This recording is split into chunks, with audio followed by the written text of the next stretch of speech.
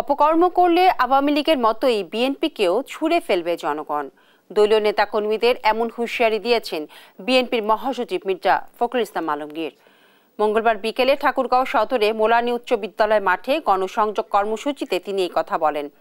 এ সময় তিনি আরো বলেন, বাংলাদেশের মানুষ ভয়াবহ এক ডাইনির হাত থেকে রক্ষা পেয়েছে। আওয়ামী লীগ যাদের ভয় পেয়েছে তাদেরই গুম করেছে। 1700 মানুষকে গুম করে দলটি 7 থেকে 8 বছর পর্যন্ত তাদের আটকে রেখেছে বলেও অভিযোগ করেন তিনি। দেশের মানুষের কাছে সবচেয়ে নির্ভরযোগ্য দল বিএনপি উল্লেখ করে তিনি বলেন, ক্ষমতায় এলে সনাতন ধর্মাবলম্বীদের সর্বোচ্চ নিরাপত্তা দিবে দলটি।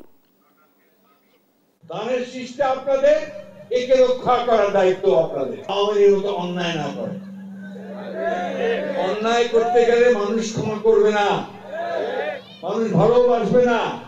ওই আওয়ামী লীগকে যেভাবে ছুড়ে দিছে আপনাদেরকে সেভাবে ছুড়ে দিবে।